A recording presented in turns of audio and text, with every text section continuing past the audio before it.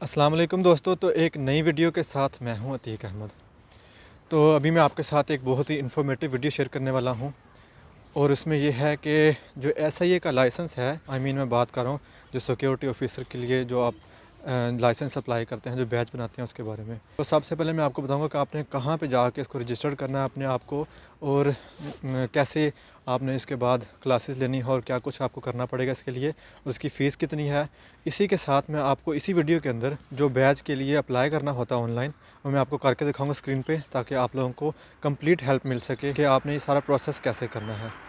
तो सबसे पहली बात यह है कि जो लोग यूके से बाहर रहते हैं और यहाँ पे आते हैं, तो उनको वो सिक्योरिटी चेक के लिए, उनकी क्रिमिनलिटी के लिए वो ये करते हैं कि आप लोगों का जो बैकग्राउंड चेक करते हैं, 5 साल की जो हिस्ट्री होती है वो चेक करते हैं। तो काफ़ी सारे लोगों को यहाँ पे ये नहीं पता कि जब आप लोग अपने मुल्क में रहते हैं, कोई जर्मनी में है, फ्रांस में है, किसी मुल्क से भी आता है, तो उसने ये जो सिक्योरिटी चेक है, जो क्रिमिनलिटी का चेक है, वो कैसे पास करना है और वो कहाँ से लेना है, तो मैं बताता हूँ। जो जर्मनी के रहने वाले हैं उनके लिए ये है कि जो रात हाउस होता है, जो उनकी कौंसल होती है वहाँ पे जाके उन्होंने अपना अप्लाई करना है। जो नॉर्मल वाला होता है, जिसकी फ़ीस तकरीबन 13-14 यूरो है, वो अप्लाई करना है, वो आपके घर पे आ जाएगा। तो उसके बाद आपने उसकी ट्रांसलेशन करवानी है। तो ट्रांसलेशन करवाने के बाद आपसे वो, जब आप अपना बैच अप्लाई करेंगे, वहाँ पे आपने उसको अपलोड करना, दोनों चीज़ों को। तो वहाँ पे जो करेक्टर सर्टिफिकेट होता है उसको बोलते हैं फ्यूरिंग। तो आपने वो उनको दिखानी है। तो मैं आपको बताता हूँ कि आपको क्या क्या चाहिए और आप कहाँ पे जाकर रजिस्टर कर सकते हैं। तो जो सिक्योरिटी की जॉब है, जो स्टूडेंट्स आते हैं उनके लिए अच्छी है, क्योंकि उनको टाइम मिल जाता है पढ़ने का।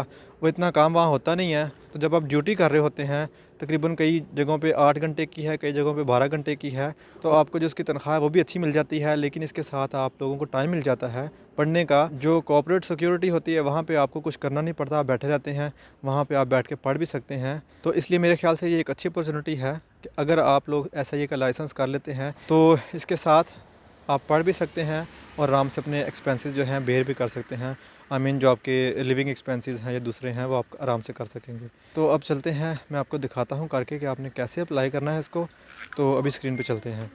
तो जो लिंक मैंने आपको नीचे डिस्क्रिप्शन में दिया हुआ है, उस पर क्लिक करने के बाद आप इस पेज पे आ जाएंगे। यहाँ पे आके आपने जो रजिस्टर फॉर आप पर्सनल अकाउंट करना है, बिज़नेस अकाउंट नहीं करना। उस पर क्लिक करने के बाद अगला जो पेज आएगा वो ये वाला पेज आएगा। यहाँ पे आके आपने अपना फ़र्स्ट नेम देना सबसे ऊपर। उसके बाद अगर आपका मिडिल नेम कोई है तो वो दे दें, नहीं है तो फिर सर नेम दें। फिर उसके बाद यूज़र नेम और पासवर्ड दें। उसके बाद अपना पासवर्ड कंफर्म करें, फिर ईमेल एड्रेस दें, फिर कंफर्म ईमेल करें। तो फिर उसके बाद अपना फ़ोन नंबर लिखें नीचे। तो ये देखिए, यहाँ पे लिखा हुआ है एसएमएस नोटिफिकेशन। नॉर्मली वो आपसे जो कांटेक्ट करते हैं वो ऑनलाइन ही करते हैं आपके अकाउंट में, लेकिन उसके साथ वो आपको एक नोटिफिकेशन सेंड भी करते हैं अपने आपके फ़ोन पे। इसलिए आप यहाँ पे येस कर दें। तो इसके बाद एक सिक्योरिटी क्वेश्चन है, यहाँ पे आप जो भी आपको सूट करता है वो लिख लें। तो उसके बाद उसका नाम नीचे लिखें ताकि आपको याद रहे। फिर नेक्स्ट पेज ये वाला आ जाएगा। यहाँ पे आके आपने उसके बाद देखें, ये सारी डिटेल्स आपके सामने लिखी हैं। अगर आपने पढ़नी है तो पढ़ लें, लेकिन आप इसको पढ़ें ज़रूर, इसको एक दफ़ा। तो फिर इसके बाद जब आप पढ़ लें तो फिर अपने आप को रजिस्टर कर दें यहाँ पे। अच्छा, ख़ुद को रजिस्टर करने के बाद ये पेज आएगा। यहाँ पे आपने आके अपना जो ईमेल एड्रेस है या फिर यूज़र नेम है वो यहाँ पे देना है। उसके बाद फिर अपने पासवर्ड देना है यहाँ पे। फिर उसके बाद आपने इसको लॉगिन कर देना है। लॉगिन करने के बाद जो अगला पेज आएगा वो ये वाला आएगा। यहाँ पे आके आपने देखें स्टार्ट न्यू एप्लीकेशन है, वहाँ पे क्लिक करना है और एक नई एप्लीकेशन स्टार्ट करनी है। यहाँ से स्टार्ट न्यू एप्लीकेशन पे क्लिक करने के बाद जो अगला पेज आएगा वो इस तरह का आएगा। यहाँ पे आके आपने आई वांट टू पे for my application my self, इस पर क्लिक करना है। इस पर क्लिक करने के बाद जो अगला पेज आएगा वो ये वाला आएगा कि जो चेकलिस्ट है वो देख लें आपको क्या क्या चाहिए इसके लिए।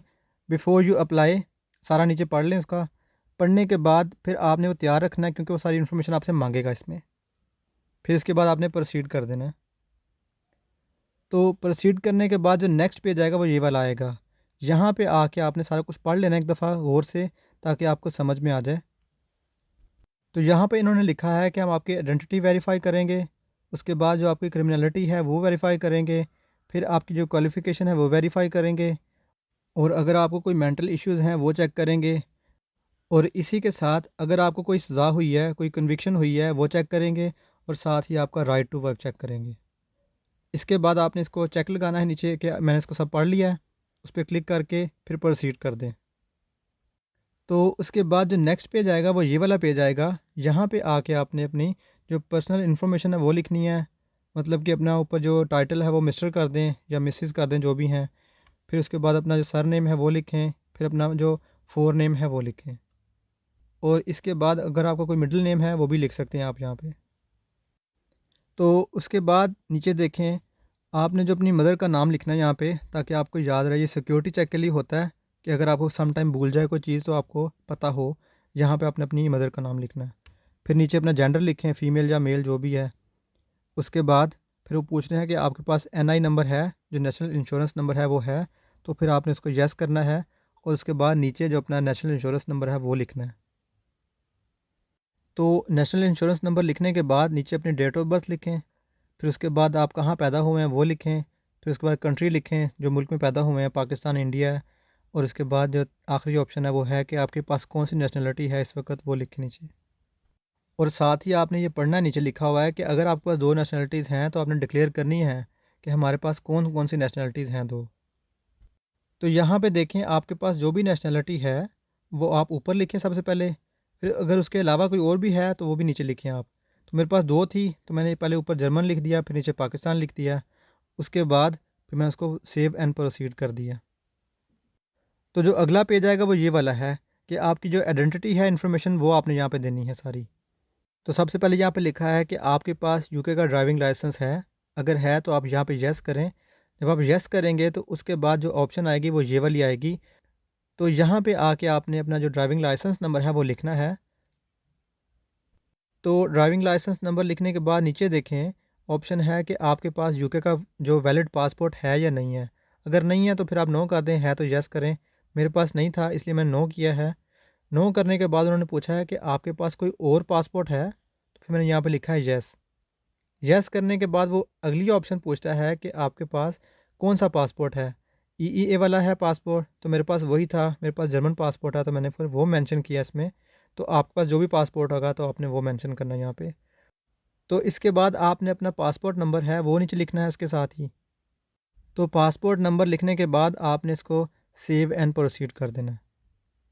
तो इसके बाद जो अगला पेज आएगा वो ये वाला है। यहाँ पे आपसे वो पूछ रहा है कि आपका कोई और नाम था पहले। अगर था तो आपने येस करना है यहाँ पे। अगर नहीं था तो फिर आपने नो करना है और उसके बाद सेव एंड प्रोसीड कर देना है। इसके बाद जो अगला पेज आएगा वो ये वाला है कि आपकी जो एड्रेस हिस्ट्री है। अब आपसे यहाँ पे पूछेगा 5 साल की जो हिस्ट्री है आपकी, कि आप कहाँ पे रहे हैं पिछले 5 साल से। तो जब आप इस पेज पे नीचे आएंगे, वहाँ पे आके आपने अपना जो एड्रेस है वो ऐड करना है। यहाँ पे क्लिक करें ऐड एन एड्रेस। तो जो नेक्स्ट पेज आएगा वहाँ पे ये पूछ रहा है आपसे कि आपका जो एड्रेस है, 5 साल से आप रह रहे हैं, वो यूके में है या आप यूके से बाहर भी रहे हैं। तो अगर आप यूके से बाहर रहे हैं तो फिर आपने दो एड्रेसेस देने हैं यहाँ पे। तो जैसा कि मेरे पास दो एड्रेसेस थे, मैं यूके में नहीं था पहले, इसलिए मैंने फिर सबसे पहले ये किया कि नॉन यूके रेजिडेंशियल एड्रेस दे दिया। उसके बाद फिर मैंने यूके का रेजिडेंशियल एड्रेस दिया था। तो जब आप क्लिक करेंगे नॉन यूके रेजिडेंशियल एड्रेस पे, तो नीचे एक फिर पेज खुल जाएगा। वहाँ पे आपने सारा कुछ मेंशन करना है, जो डिटेल्स हैं वहाँ फराहम करनी है वहाँ पे। तो ये देखिए सबसे पहले ऊपर लिखा हुआ है कि टिक करें अगर आप यहाँ पे रह रहे हैं, जो आपने एड्रेस अभी लिखना है। अगर आप वहीं रह रहे हैं अभी भी तो आप उस पर क्लिक करें। उसके बाद फिर नीचे डिटेल्स दें अपने एड्रेस की, कहाँ पर रह रहे हैं, जो भी सारा उसका पोस्ट कोड है और जो कंट्री है वो लिखें। अब वो सारा कुछ लिखने के बाद आगे वो पूछ रहा है कि आप किस टाइम से किस टाइम तक उस कंट्री में रहे हैं। तो यहाँ पे आपने मेंशन करना है अपना ईयर और मंथ, यहाँ पे मेंशन करना है आपने। ये सब कुछ मेंशन करने के बाद आपने इसको सेव कर देना है। और अपनी 5 साल की जो हिस्ट्री है कि आप कहाँ कहाँ रहे हैं वो लिखने के बाद जो अगला पेज आएगा वो ये वाला आएगा। तो यहाँ पे आपने सेव एंड प्रोसीड कर देना है। इसके बाद जो अगला पेज आएगा वो ये वाला आएगा। यहाँ पे लिखा हुआ है कि जो टाइप ऑफ लाइसेंस है वो कौन सा है, जो आप अप्लाई कर रहे हैं वो कौन सा लाइसेंस है। आई मीन जो सिक्योरिटी लाइसेंस है उसकी बात हो रही है यहाँ पे। तो यहाँ पे आपने जो फ्रंट लाइन है इस पर क्लिक करना है। जब आप इस पर क्लिक करेंगे तो उसके बाद आपके सामने एक ऑप्शन खुल जाएंगी काफ़ी सारी। तो फिर वहाँ से आपने सेलेक्ट करना है कि आपका जो लाइसेंस है वो कौन सा है। तो ये देखें आपके सामने आ रही हैं सारी ऑप्शंस। यहाँ पे आपने कर देना है डोर सुपरविजन पे कर देना है क्लिक। और अगर आप इसके अलावा कोई और कर रहे हैं तो फिर आपने उस पर क्लिक करना है। तो डोर सुपरविजन पे क्लिक करने के बाद आपने इसको सेव एंड प्रोसीड कर देना है। तो इसके बाद जो अगला पेज आएगा वो ये है कि आपकी जो क्रिमिनल रिकॉर्ड है वो चेक करेंगे यहाँ पे। तो यहाँ सबसे पहले पूछ रहा है कि आपको 12 महीने के अंदर कोई सज़ा हुई है, तो मुझे कोई नहीं हुई, इसलिए मैंने यहाँ पे नो किया है। तो इसके बाद पूछ रहा है कि आप किसी जुर्म में चार्ज हुए हैं, जिसका अभी ट्रायल होना बाकी है। तो मैं तो ऐसी किसी चीज़ में मुलव्वस नहीं था, फिर मैंने नो कर दिया है। और नीचे सबसे है कि आप पे कोई इन्वेस्टिगेशन हो रही है, तो फिर मैंने इस पे भी नो किया क्योंकि नहीं हो रही। इसके बाद नीचे आ जाएँ, ये देखें जो डीबीएस प्राइवेसी पॉलिसी लिखा है ना, उस पे क्लिक कर दें, चेक लगा दें। फिर नीचे आके जो और ऑप्शंस हैं, वहाँ पे आपने फिर येस करना है। फिर उससे जो निचली ऑप्शन है, वहाँ भी आपने येस करना है। इन सब के ऊपर येस करने के बाद फिर आपने इसको सेव एंड प्रोसीड कर देना है। तो इसके बाद जो अगला पेज है वो आपकी मेंटल हेल्थ का है। आपसे यहाँ पूछ रहा है कि आप पिछले जो 5 साल हैं उनमें आपको कोई प्रॉब्लम रही है? अगर नहीं रही तो फिर आप नो कर दें, अगर है तो फिर आप येस करके इसको सेव एंड प्रोसीड करें। तो इसके बाद जो अगला पेज है वो एक डिक्लेरेशन है। यहाँ पे वो पूछ रहा है कि आपने जो भी मालूमात दी है वो बिल्कुल ठीक है, इसमें कोई गलती नहीं है। अगर गलती हुई तो आप वो चार्ज भी कर सकते हैं इसके अंडर, इसलिए आपने जो भी इन्फॉर्मेशन देनी है वो ठीक देनी है यहाँ पे। इसके बाद आपने यहाँ पे इसको एग्री करना है, उसके बाद आपने इसको कंटिन्यू कर देना है। तो कंटिन्यू करने के बाद जो नेक्स्ट पेज आएगा वहाँ पे ये कह रहा है कि अपना रिव्यू कर लें, जो क्वेश्चंस आपने लिखे हैं वहाँ पे जो मतलब आंसर्स दिए हैं उसके। तो अगर वो ठीक हैं बिल्कुल, तो उसके बाद फिर आप अपना जो फ़ाइल है उसको सबमिट कर सकते हैं। तो देखिए नीचे ये लिखा हुआ है कि मैं इसे एग्री करता हूँ और मैं अपनी जो फ़ाइल है उसको सबमिट करना चाहता हूँ। यहाँ पे आप सबमिट माई एप्लीकेशन नाउ कर दें। सबमिट करने के बाद ये नेक्स्ट पेज आएगा, यहाँ पे थोड़ा-सा टाइम लेगा आपसे। आपने इसको रिफ़्रेश नहीं करना, कुछ भी नहीं करना, छोड़ देना ऐसे ही। तो इसके बाद नेक्स्ट जो पेज है वो ये वाला आएगा। यहाँ पे जो आपका एप्लीकेशन नंबर है वो दे दिया उसने आपको। ये आपने डाकखाने ले जाना है। तो वहाँ पे आपसे वो आपका जो एप्लीकेशन नंबर है वो पूछेगा, आपने वो बताना है वहाँ पे, और वहाँ ही आपकी फ़ोटो खींचेगा वो, और साथ में 190 पाउंड है वो फ़ीस लेगा वहाँ से। तो इसी के साथ जो आपने साथ चीज़ें लेके जानी हैं, उसमें आपने जो बैंक स्टेटमेंट है अपनी वो निकलवा के ले जाइएगा, क्योंकि वो प्रूफ ऑफ एड्रेस चेक करेंगे आपका ना, कि आपका नाम मेंशन हो उसके ऊपर, या फिर आपका ड्राइविंग लाइसेंस है वो साथ ले जाइएगा, वो भी देखेगा वहाँ पे। तो इसके अलावा अगर एचएमआरसी की तरफ से आपको कोई लेटर आया हुआ है, तो वो भी चल जाएगा, वो भी आपका वहाँ पे एज़ अ प्रूफ चल जाता है। तो ये सारा तरीकाकार था कि आपने कैसे अपना जो सारा प्रोसेस करना है ऑनलाइन। इसके साथ ही मैं आपको बताता हूँ कि आपने जो उनसे नेगोशिएशन करनी है, जो बात करनी है, वो कैसे करनी है। अगर कोई मसला हो जाएगा या आपने कुछ सेंड करना है, तो मैं अभी आपको दिखाता हूँ स्क्रीन पे। तो देखें, जब आप इस पेज पे आ जाएँगे, तो सबसे एंड पे जो ऑप्शन है राइट पे, कॉन्टैक्ट द एसआईए, तो यहाँ पे आपने क्लिक करना है, तो आपके सामने ये वाला पेज आ जाएगा। तो यहाँ पे आपने चूज़ करना है कि आप किस पर्पज़ के लिए उनसे कॉन्टैक्ट कर रहे हैं। तो अगर आपने को सेंड करनी चीज़ उनको, तो कहें कि I want to send you a document, इस पे क्लिक करें और डन करें। तो इसके बाद नीचे जो आपका मैसेज है, जो भी आपकी मसला है, वो यहाँ नीचे लिखें डिटेल से। लिखने के बाद जो भी फ़ोटो है, जो चीज़ आपने सेंड करनी है, उसको यहाँ से अपलोड कर दें यहाँ पे। तो अपलोड करने के बाद इसको सबमिट कर दें। तो यहाँ तक था सारा तरीकाकार कि आपने कैसे उनसे बात करनी है और कैसे सारी आपने जो फ़ाइल है प्रोसेस करनी है। तो यहाँ तक की थी मेरी अभी की वीडियो। होपफुली आप लोगों को काफ़ी हेल्प मिली होगी। तो इस उम्मीद के साथ कि जब आप ये कर चुके हैं तो आपको एक अच्छी जॉब मिल जाए। तो इसी के साथ दोबारा किसी नई वीडियो के साथ मुलाकात होगी। तब तक के लिए अपना ख्याल रखिएगा। अल्लाह हाफ़िज़।